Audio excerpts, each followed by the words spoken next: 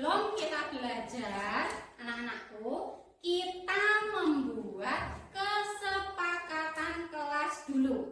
Tuh, sudah saya tulis. Kesepakatan kelas. Apa itu kesepakatan kelas?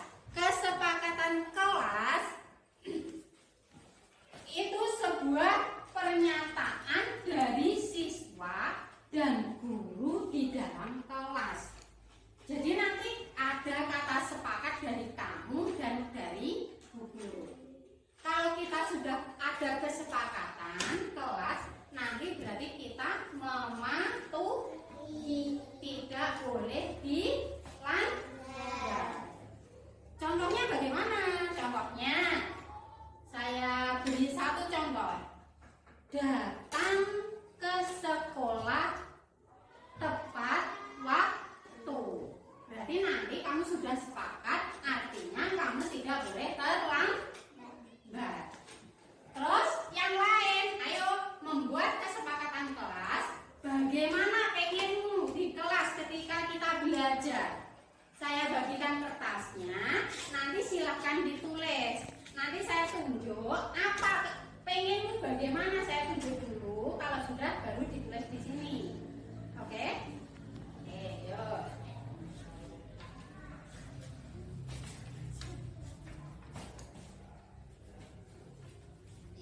Sudah pegang kertas semua?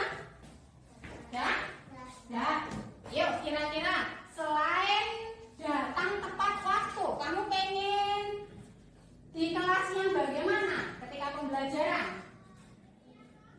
Yuk. Coba Sila, ayo Sila, bagaimana? Pengen bagaimana Sila? Apa ya? Pengen bagaimana? Sila masih mikir. Angel, mungkin ada ide bagaimana? Selalu menghormati sesama teman. Ulangi lagi yang keras. Selalu menghormati sesama teman. Iya, selalu menghormati sesama teman. Berarti kalau temannya itu belajar, kamu tidak boleh mengganggu. Menghormati. Ya, temu satu. Nanti nulisnya nanti dulu ya. Nanti setelah 6 ketemu semua. Paling tidak kita punya 5 kesepakatan. Ya, yang lain mungkin. Yo, Niki tangan kanan. Angkat tangannya, tangan kanan. Iya. Kesepakatan Kelas 1 SDN Bagri 1. Oke, jempolnya mana? Oke.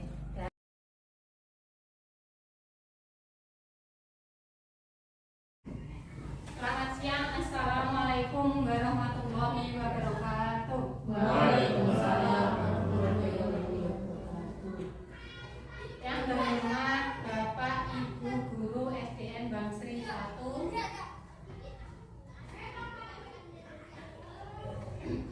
Pada kesempatan ini saya mendapatkan tugas pengimbasan modul 1.4 budaya positif untuk penerapan di sekolah kita.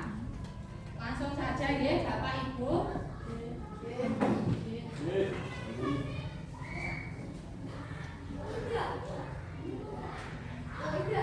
Ini tugas dari pendidikan guru penggerak angkatan 7. Saya kebetulan tergabung di Kabupaten Magetan. Ini sudah berjalan 2 bulan. Terus ada tugas pengimbasan modul 1.4. Terus sebelum acara saya mulai, mungkin saya memberikan motivasi sedikit untuk Bapak Ibu Guru Bangsri. Nanti yang saya harapkan Bapak Ibu Guru dapat bergabung di pendidikan guru penggerak angkatan selanjutnya. Dalam pendidikan guru penggerak itu nanti banyak sekali manfaatnya. Kita dapat ilmu itu tidak ada di diklat yang lainnya, hanya ada di pendidikan guru penggerak. Jadi nanti saya harapkan Bu Hidayah, Bu Triani, Bu Feni, Bu Kademi yang belum ikut bisa ikut di angkatan 10. Begitu ya?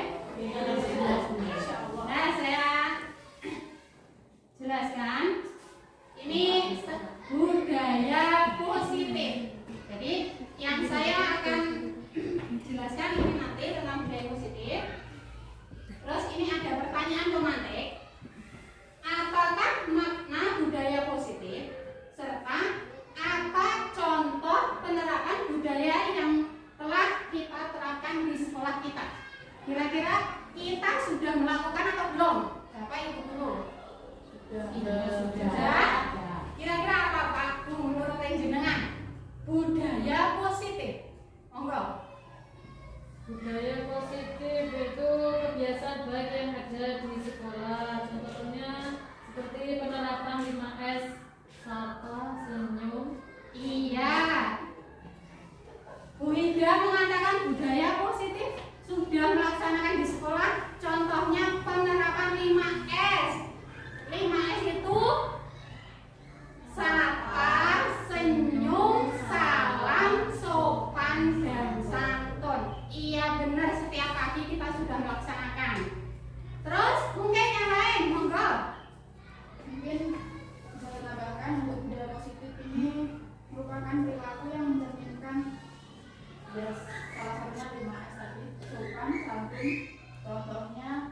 Contohnya bertemu guru, anak-anak memberi salam, Iya. masuk kelas memberi salam. Kemudian sholat duha setiap pagi itu mungkin juga bisa. Iya. Ya, terima kasih.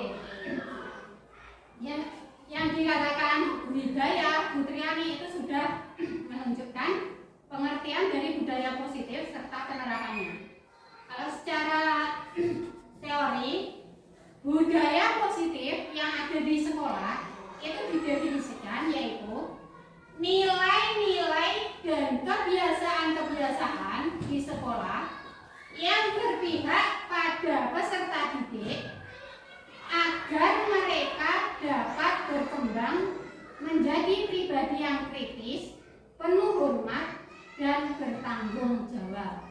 Seperti itu. Terus budaya positif itu dimulai dari perubahan paradigma. Yang pertama itu kita mengacu pada filosofi pendidikan Ki Hajar Dewantara. Yang paling atas menurut KHD itu bukan tabula rasa. Terus semua anak terlahir dengan bakatnya masing-masing, unik, budi pekerti. Tugas guru menuntun bakat tersebut agar anak tumbuh dengan selamat dan bahagia. Terus guru ibarat petani, anak ibarat biji jagung, serta kodrat alam dan kodrat zaman. Terus yang terakhir berpihak pada anak. Mungkin yang dari maksudnya tugas guru itu menuntun bakat tersebut agar anak tumbuh dengan selamat dan bahagia. Itu maksudnya kita dalam mendidik, contohnya anak itu berbakat di dalam kesenian. Berarti kita menuntun anak tersebut supaya bakatnya kesenian itu berkembang dengan baik. Seperti itu. Terus kalau guru ibarat petani, anak ibarat biji jagung. Jadi kita itu sebagai pamong, sebagai petaninya, dan anak ibarat biji jagung. Terus ada kodrat alam dan kodrat zaman. Kalau kodrat alam itu berarti misalnya kita itu di Bangsri ini berada di pedesaan. Berarti kita mengambil pembelajaran itu juga di desa, di dataran tinggi, seperti itu. Kalau kita materinya kita tinggal di desa, kita mengambil materi kok di dekat pantai, itu maksudnya tidak cocok. Kita harus menyesuaikan kodrat alam dengan lingkungan kita.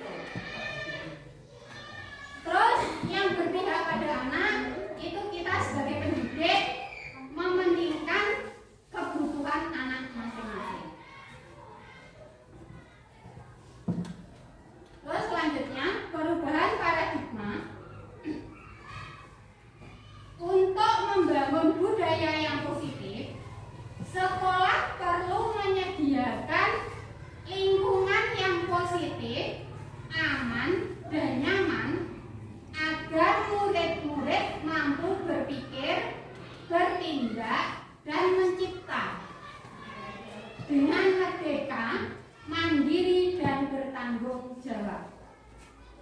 Jadi lazimnya disiplin itu dikaitkan dengan kontrol. Dalam hal ini kontrol guru dalam menghadapi murid. Terus ini ada perubahan paradigma teori kontrol, ilusi kontrol, paparan dari Dr. William Glasser dalam kontrol teori untuk meluruskan miskonsepsi tentang kontrol. Yang pertama, ilusi guru mengontrol murid. Ilusi bahwa kritik dan membuat orang merasa bersalah dapat menguatkan karakter. Ilusi bahwa semua penguatan positif, efektif, dan bermanfaat. Terus, ilusi bahwa orang dewasa memiliki hak untuk memaksa. Selanjutnya, ini ada perubahan paradigma stimulus respon menjadi teori kontrol. Ini bisakah kita mengontrol seseorang? Yang tabel sebelah kiri itu stimulus respon, yang tabel sebelah kanan itu teori kontrolnya. Yang atas sendiri, kita mencoba mengubah agar berpandangan sama dengan kita. Jadi, saya ulangi, kita mencoba mengubah orang lain agar berpandangan sama dengan kita. Tapi teori kontrolnya, kita berusaha memahami pandangan orang lain tentang dunia. Terus bawahnya, perilaku buruk dilihat sebagai suatu kesalahan. Teori kontrolnya, semua perilaku memiliki tujuan. Terus yang ketiga, orang lain bisa mengontrol saya. Teori kontrolnya, hanya Anda yang bisa mengontrol diri Anda. Saya bisa mengontrol orang lain. Anda tidak bisa mengontrol orang lain. Pemaksaan ada pada saat rujukan gagal. Kolaborasi dan kesepakatan menciptakan pilihan-pilihan baru. Terus yang terakhir, model berpikir menang atau kalah. Model berpikir menang dan menang. Seperti itu. Terus setelah tadi budaya positif, ini apa makna disiplin? Nah, kata disiplin itu sering dikaitkan dengan tata tertib, teratur, dan kepatuhan pada peraturan. Kata disiplin juga sering dihubungkan dengan hukuman, padahal itu sungguh berbeda. Karena belajar dengan disiplin tidak harus dengan memberi hukuman. Justru itu adalah salah satu alternatif terakhir, dan kalau perlu tidak digunakan sama sekali.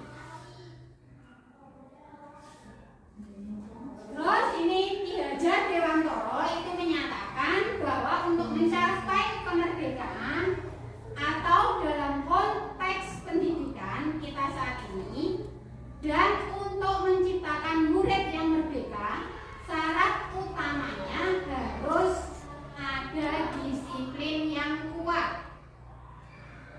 Disiplin yang dimaksud adalah disiplin diri yang memiliki motivasi internal.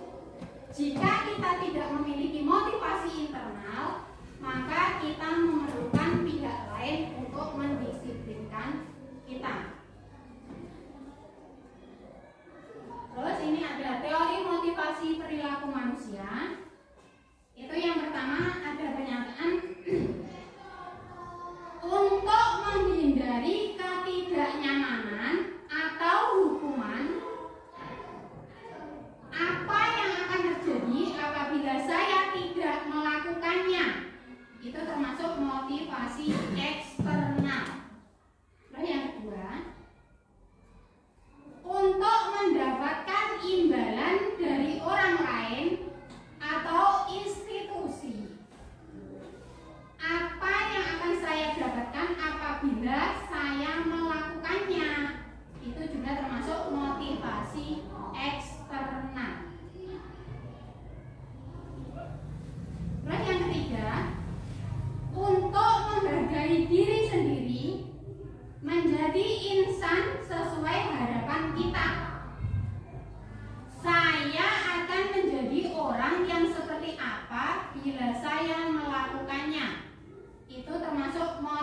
motivasi internal, tujuan, disiplin, positif. Terus itu ada diagramnya. Yang berwarna ungu itu adalah peraturan kelas. Peraturan kelas. Terus yang berwarna hijau itu keyakinan kelas. Terus yang kuning itu lingkungan positif. Terus yang berwarna merah yang paling kuat sendiri itu adalah budaya positif. Nah ini ada keyakinan kelas, hukuman, dan penghargaan. Ini mengapa tidak peraturan saja? Mengapa harus keyakinan kelas? Itu ada pertanyaan-pertanyaan pemantik. Mengapa kita memiliki peraturan harus menggunakan helm bila mengendarai kendaraan roda 2? Terus ada mengapa kita memiliki peraturan 3M? Menggunakan masker, mencuci tangan, dan menjaga jarak 1,5 meter. Terus mengapa kita memiliki peraturan harus datang tepat waktu pada saat mengikuti pelatihan? Nah ini untuk mendukung motivasi intrinsik, kembali ke nilai-nilai atau keyakinan-keyakinan lebih menggerakkan seseorang dibandingkan mengikuti serangkaian peraturan-peraturan. Nah, terus ini penjelasan dari keyakinan kelas. Keyakinan kelas itu adalah nilai-nilai kebajikan atau prinsip-prinsip universal yang disepakati bersama secara universal lepas dari latar belakang suku, negara, bahasa, maupun agama. Ya, menurut Gosen 1998, suatu keyakinan akan lebih memotivasi seseorang dari dalam intrinsik. Seseorang akan lebih bersemangat untuk menjalankan keyakinannya daripada hanya sekedar mengikuti serangkaian peraturan. Terus bagaimana pembentukan keyakinan kelas? Keyakinan kelas itu bersifat abstrak daripada peraturan yang lebih rinci dan konkret. Keyakinan kelas berupa pernyataan-pernyataan yang universal. Terus pernyataan keyakinan kelas senantiasa dibuat dalam bentuk positif.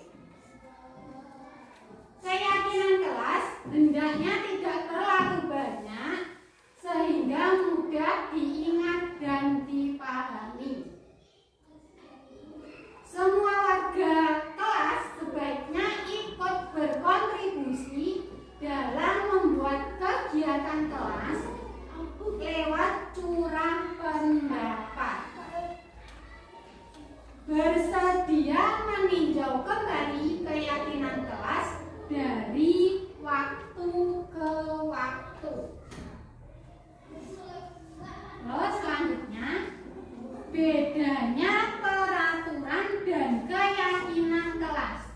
Jadi yang tabel sebelah kiri itu peraturan, yang tabel sebelah kanan itu adalah keyakinan kelas atau nilai kebajikan yang akan dituju. Yang atas sendiri itu adalah selalu kembalikan buku ke tempatnya. Jadi keyakinan kelasnya itu nanti bisa dibuat dengan kalimat kata tanggung jawab. Terus dilarang mengganggu orang lain. Keyakinan kelasnya menghormati orang lain dan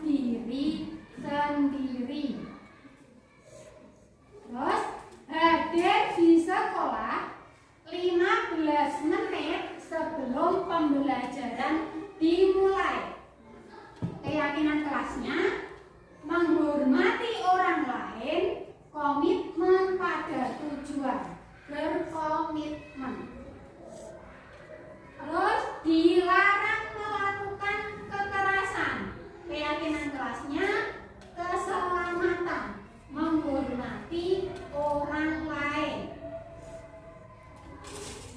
Terus peraturannya dilarang menggunakan narkoba. Keyakinan kelasnya kesehatan.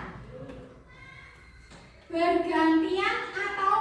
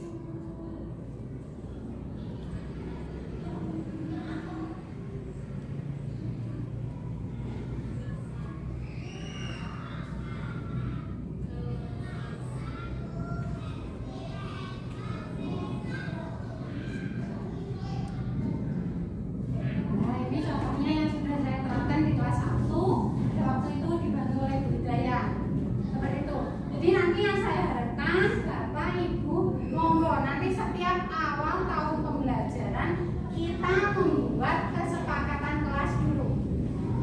Jadi anak dibuat untuk membuat kesepakatan kelas. Nah, kesepakatan kelas itu nanti kita evaluasi setiap minggunya. Kalau perlu dirubah nggak apa-apa. Itu ya. Terutama yang kita nanti tahun pembelajaran depan sudah 4 kelas IKM-nya. Monggo saya ajak bareng-bareng setiap awal tahun pembelajaran membuat kesepakatan kelas dulu. Itu ya, Pak, Bu. Potong juga ya.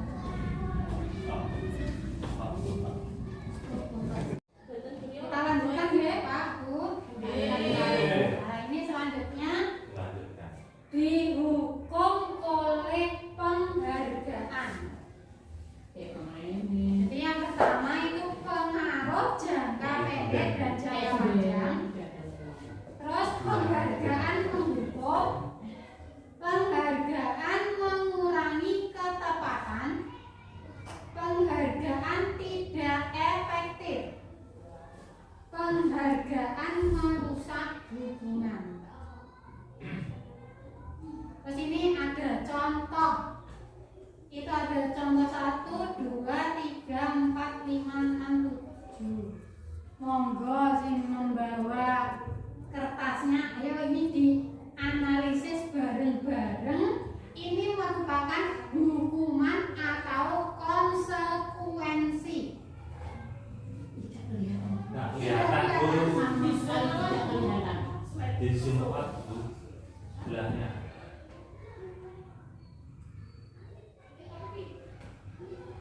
Nah, ayo aku sendiri. Nanti mencatat 100 kali di dalam buku kalimat saya tidak akan terlambat lagi karena terlambat ke sekolah. Itu merupakan hukuman atau konsekuensi. Konsekuensi, Bu. Konsekuensi, Bu. Konsekuensi, Bu. Nah, ini yang betul bagaimana? Ya, dicatat dulu yang pertama jenengan catat, nanti lah tahu salah betulnya berapa. Monggo. Putri yang punya, ya bawa pulpen monggo. Catat itunya, Bu. Jawabannya. Oh, ingat, Bu. Konsekuensi. Terus yang kedua, lari mengelilingi lapangan basket 2 kali karena terlambat hadir di sekolah. Konsekuensi, Bu, kan tadi sudah mengadakan persetujuan bersama. Hukuman. Ya, saya konsekuensi. Bebas kan, Bu? Yang Jawabannya. ketiga, murid diminta untuk push up 15 kali karena tidak menggunakan masker ke sekolah. Hukuman. Terus setelahnya menggantikan kertas tugas teman yang telah dicoret-coret. Konsekuensi atau hukuman? Konsekuensi. Dicatat dulu ya, nanti biar tahu salah dan benarnya. Terus membersihkan tumpahan air di meja tulis karena tersenggol pada saat belajar. Ulangi, Bu. Membersihkan tumpahan air di meja tulis karena tersenggol pada saat belajar. Konsekuensi. Tanggung jawab. Yuk, terus. Lanjut, meminta murid tidak mengenakan sepatu seharian di sekolah karena tidak mengenakan sepatu hitam. Ya, hukuman.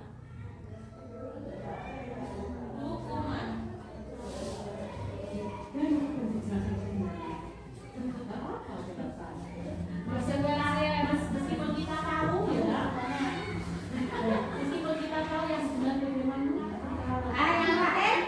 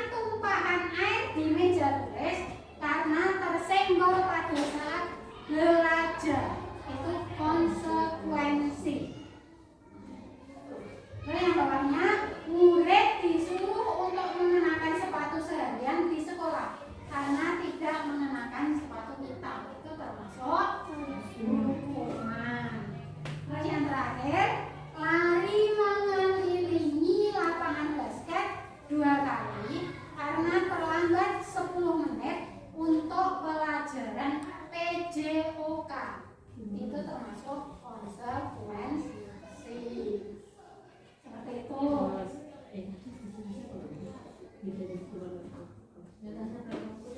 Bedanya hukuman sama saya tadi ke belakang dulu. Bisa dijelaskan. Nah, ini kalau tanya perbedaan hukuman dan konsekuensi.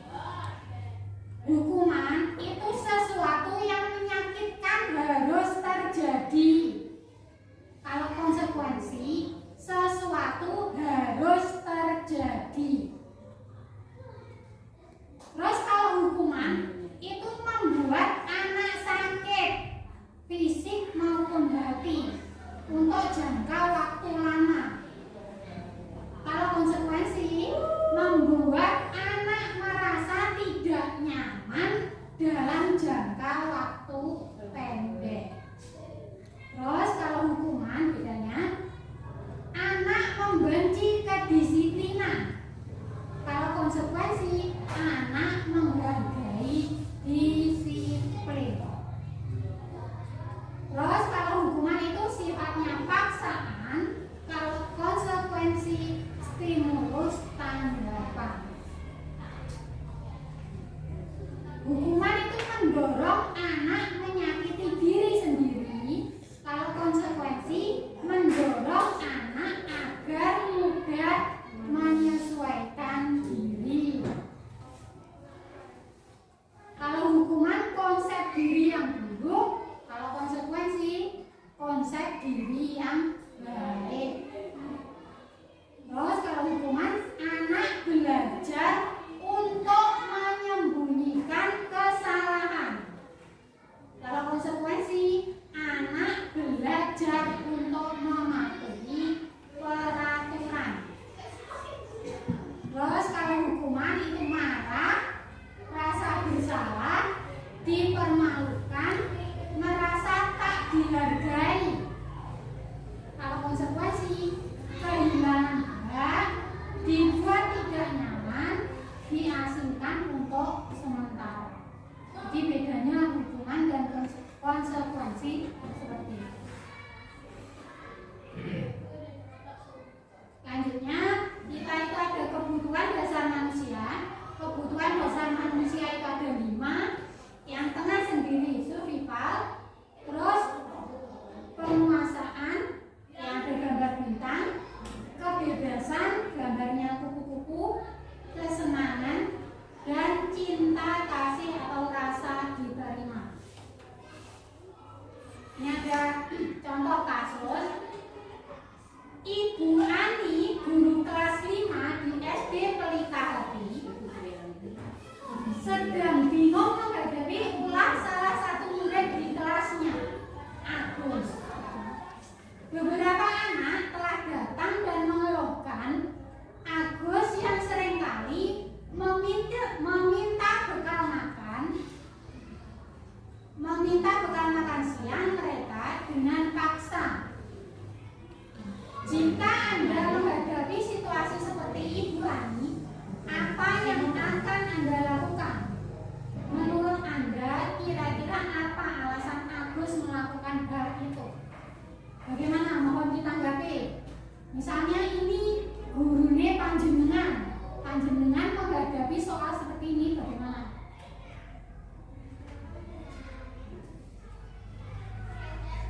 Kira-kira Agusnya diberi apa? Ani, Ibu Ani, bagaimana sikapnya? Memanggil Agus. Ya, memanggil Agus. Ditanyain kenapa kok minta makanan teman-temannya dulu. Nanti kalau sudah jelas alasannya baru nanti tidak Ditindaklanjuti. Ya, mungkin yang lain, monggo. Putri Ani, Bu Feni, bagaimana jenengan kalau menghadapi situasi seperti ini?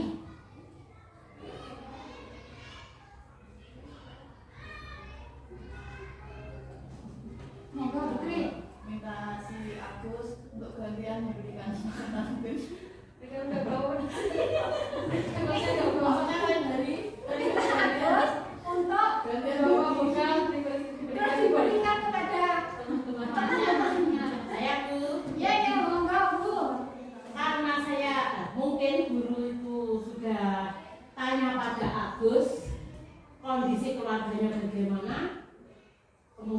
tidak punya sesuatu yang harus dibawa, maka kita sebagai gurunya membawakan bekal untuk Agus biar tidak terjadi hal semacam itu. Iya, monggo Bu Feni. Ini di kelas yang jenengan. Di kelas 4 bagaimana misalnya Bu Feni jadi Ibu Ani?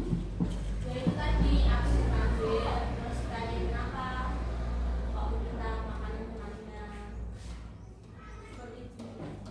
Ya, terima kasih tanggapannya. Nah, ini dalam konteks penerapan disiplin positif, Ibu Ani sebaiknya mencari tahu alasan Agus melakukan tindakan tersebut. Seperti yang dikatakan Bu Ida tadi, Agus dipanggil dulu. Nah, kalau sudah mengetahui tindakan tersebut, agar mengetahui kebutuhan mana yang sedang berusaha dipenuhi Agus. Apabila jawaban Agus karena ia lapar dan orang tuanya tidak membawakannya bekal makan siang, berarti kebutuhannya itu adalah kebutuhan bertahan hidup. Berarti ini yang bertahan hidup. Nah, nanti kalau apabila jawaban Agus karena ia senang temannya jadi memperhatikan dia, berarti kebutuhannya adalah cinta dan kasih sayang, kebutuhan untuk diterima.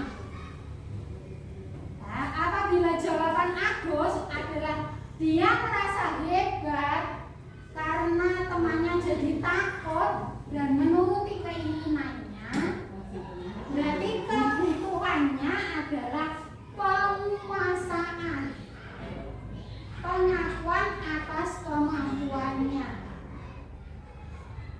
Apabila jawaban Agus karena dia merasa bosan dengan bekal yang dibawakan ibunya karena selalu membawakan bekal yang sama, berarti kebutuhannya Agus itu adalah kebebasan atau kebutuhan akan pilihan.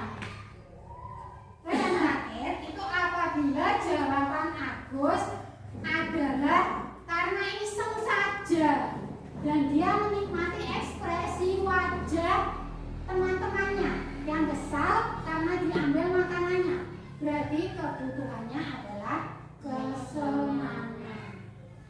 Gitu.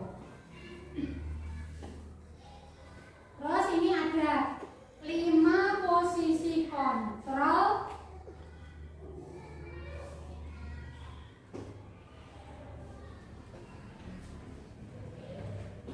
Ikat dulu ya. Kita lanjutkan 5 posisi kontrol.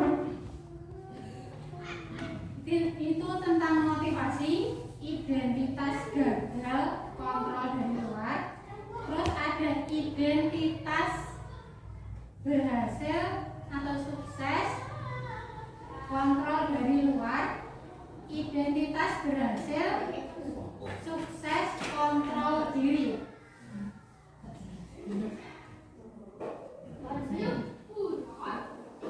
Itu yang pertama, guru berbuat kalau sebagai penghukum itu berarti menghardik, menunjuk, menyakiti, menyindir. Biasanya guru berkata, kalau kamu tidak melakukannya, awas ya, rasakan. Terus hasilnya memberontak, menyalahkan orang lain, berbohong. Terus kaitan dengan dunia berkualitas, murid meletakkan guru di luar dunia berkualitas. Murid berkata, biarkan saja, nanti juga marah-marah lagi. Terus dampak pada murid itu akan mengulangi kesalahan.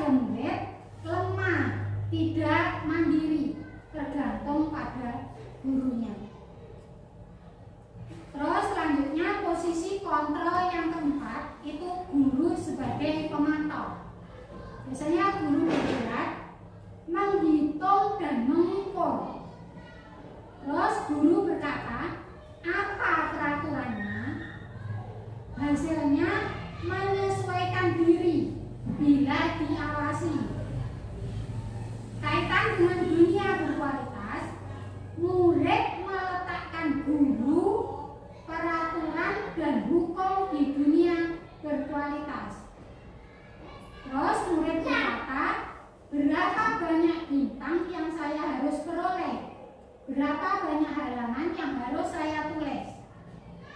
Dampaknya pada murid, menitik beratkan pada sanksi atau hadiah untuk dirinya.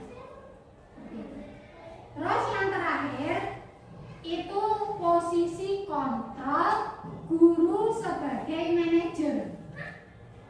Guru berbuat mengajukan pertanyaan-pertanyaan. Terus guru berkata, apa yang kita yakini, apa yang kita mau kerjakan untuk memperbaiki masalah ini. Hasilnya menguatkan pribadi peserta didik. Terus kaitannya dengan dunia berkualitas, murid meletakkan dirinya sebagai individu yang positif dalam dunia berkualitas. Terus biasanya murid berkata, bagaimana caranya saya bisa memperbaiki keadaan.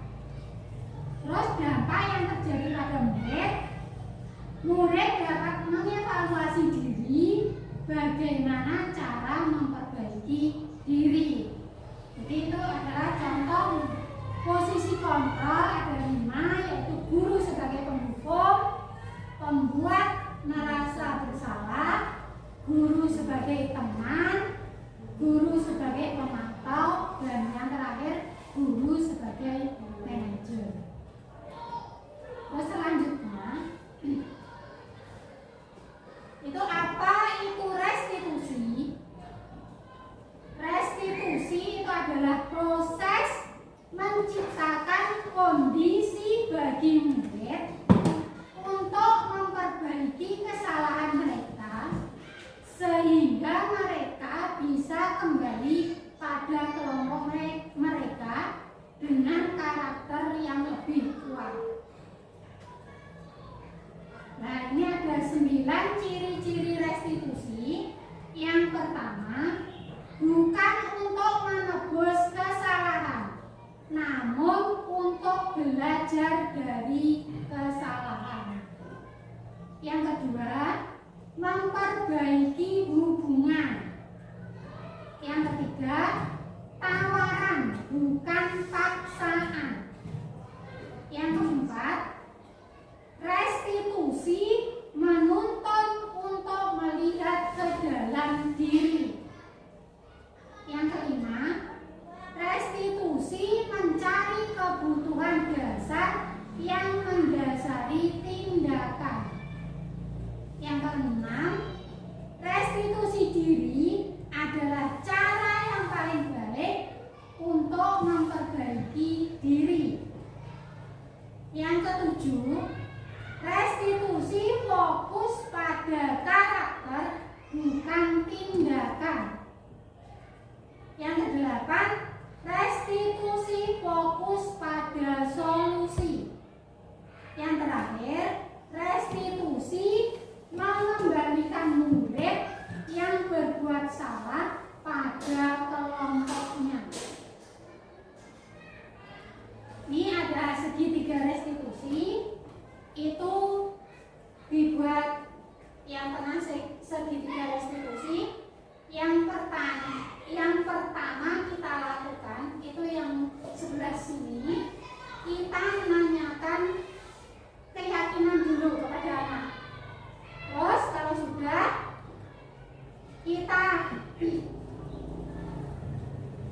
validasi tindakan yang salah, terus menstabilkan identitas.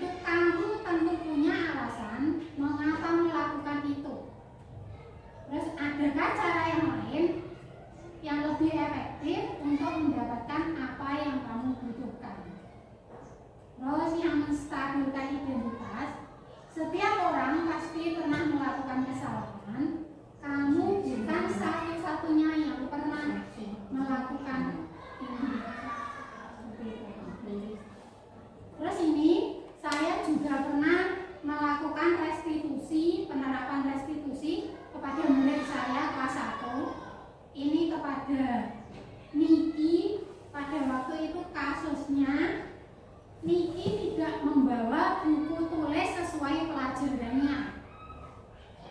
Terus yang kedua, saya pernah melakukan restitusi kepada Alham ketika Alham terlambat ke sekolah. Ini dokumentasinya. Terus ada video restitusinya. Nih.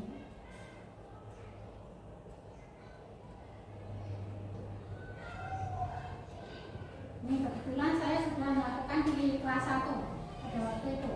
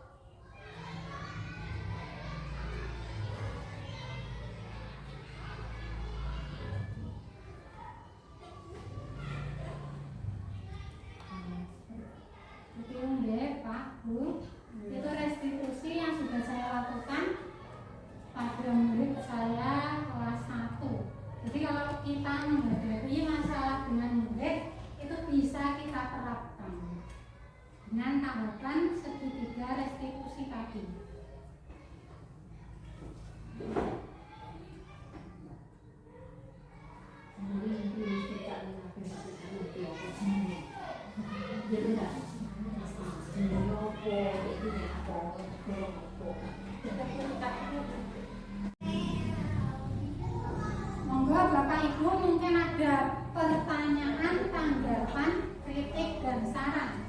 Monggo. Saya dulu. Dia monggo Bu. Kiri atau duduk? Begini Bu, sebenarnya itu bukan tanggapan, bukan kritikan, atau bukan apa ya ini namanya. Saya hanya ingin tahu itu termasuk hukuman atau konsekuensi. Saya dari dulu sudah terbiasa melakukan seperti ini ya Bu, permasalahan saya ini ya. Anak-anak saya biasakan untuk mengadakan musyawarah sendiri. Apabila melanggar sesuatu, misalnya tidak mengerjakan PR, datang terlambat, contohnya itu ya Bu, macam itu, terus mereka itu mengadakan musyawarah sendiri.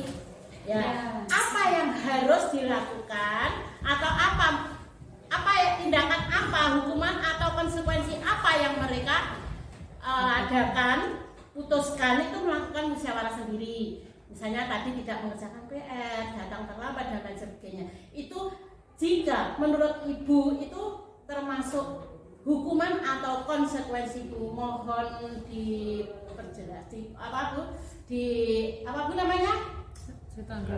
Dijelaskan. Terima kasih Bu, waktu yang diberikan. Iya. Terima kasih sebelumnya. Berarti gini ya, secara tidak langsung Bu Kartini itu sudah melakukannya saya terapkan. Jadi meskipun itu tidak awal tahun, sudah membuat keyakinan kelas atau kesepakatan kelas. Jadi anak sudah diajak musyawarah. Nanti kalau kamu terlambat, hukumannya seperti ini, konsekuensinya seperti ini. Kalau kamu tidak mengerjakan PR, berarti konsekuensinya seperti ini. Tapi itu nanti kalimatnya Bu, biasanya kalau tidak mengerjakan PR itu nanti kalimatnya menjadi positif. Selalu mengerjakan PR atau disiplin. Begitu. Nah nanti biasanya Bu, kalau sudah ada itu, hukuman dan konsekuensi itu malah kita tiadakan. Nanti jadi kalau kita ada masalah dengan anak, kita menerapkan segitiga restitusi seperti itu.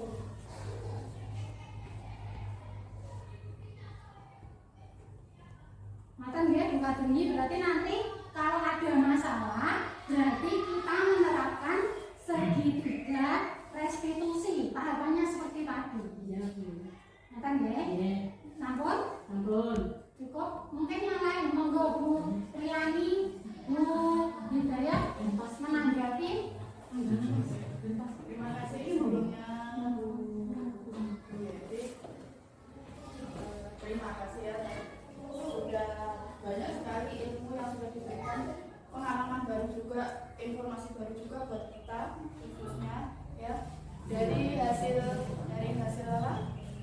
penyampaiannya Bu Yeti tadi sudah dijelaskan tentang apa itu budaya positif ya kan. Nah dari sini kita tahu apa yang harus kita lakukan sebagai guru. Seharusnya yang dulu kita sering lakukan ternyata ada yang salah. Misalnya saya sendiri saja ya, misalnya tadi ada di slide tadi ya dijelaskan ada posisi kontrol guru atau apa tadi, coba slide ya apa ya.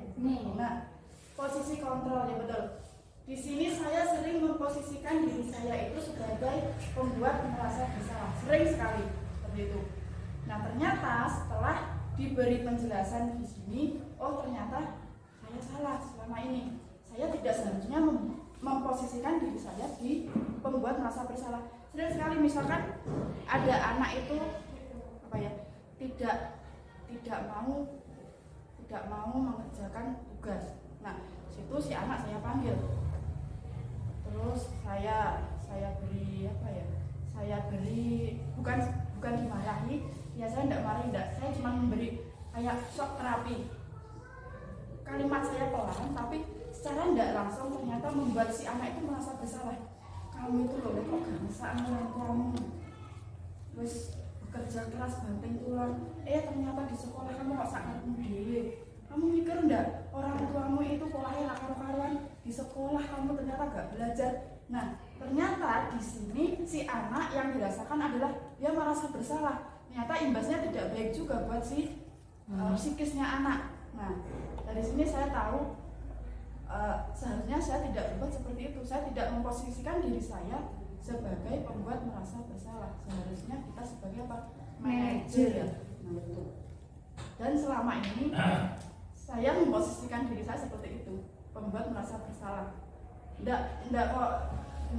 Saya enggak menghukum si anak, enggak. Saya ngomong pelan, tapi secara enggak langsung itu ternyata menyakiti hati si anak itu.